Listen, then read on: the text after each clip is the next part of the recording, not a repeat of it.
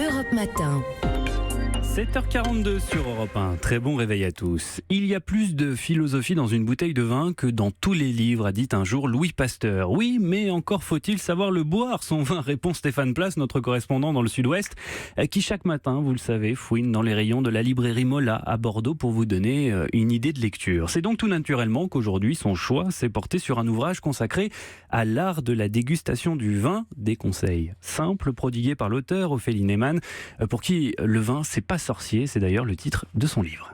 Comment imaginer une chronique comme celle-ci avec des libraires bordelais sans parler à un moment ou à un autre d'un ouvrage consacré au vin? Difficilement concevable, vous en conviendrez, d'autant que l'heure n'est plus, et heureusement, à cette forme de snobisme abouti consistant à laisser penser que l'art de la dégustation, le vocabulaire, le décryptage d'une étiquette, les connaissances des cépages, etc., doivent être réservés à quelques spécialistes ou prétendus experts qui adorent vous en mettre plein la vue en faisant gentiment danser le nectar rouge ou blanc dans un verre avec des mimiques mystérieuses et inspirées.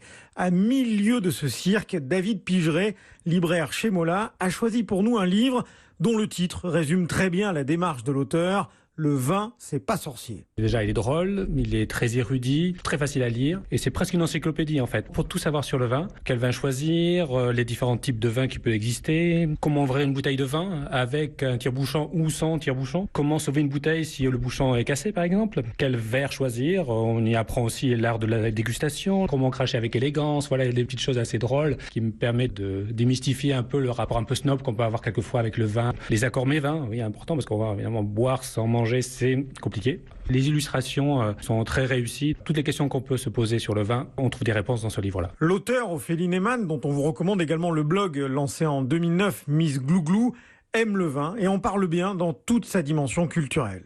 Moi, ma passion, évidemment, c'est le vin, mais c'était surtout d'en parler, de le raconter, parce que je trouve que souvent, on se prend un peu trop au sérieux dès qu'il s'agit de parler du vin. J'avais des amis qui me disaient « moi, j'aime beaucoup le vin, mais vraiment, j'y connais rien ». Et donc, sur ce blog, j'ai voulu parler du vin pour ceux, justement, qui disent ne rien y connaître, et puis pour qu'ils se rendent compte que c'est pas si compliqué que ça. On peut mettre des mots compliqués, mais on peut aussi en parler simplement. Et donc, ce livre, c'est Marabout qui m'a proposé, sur la ligne du blog, de faire un livre, pareil, pédagogique, simple, la fabrication du vin, les terroirs, les routes des vins, mais simplement, voilà, il fallait se décontracter, se décomplexer, pouvoir se dire que le vin, c'est un produit de culture, comme le cinéma, comme la littérature, et qu'on peut en parler de manière très souple, très tranquille. C'est un produit de plaisir aussi, comme tout produit gastronomique. Il ne faut pas que le plaisir soit gâché par un vocabulaire trop technique. Et le vin se déguste, s'apprécie, ce qui implique de fait la modération et une forme d'éveil, d'éducation.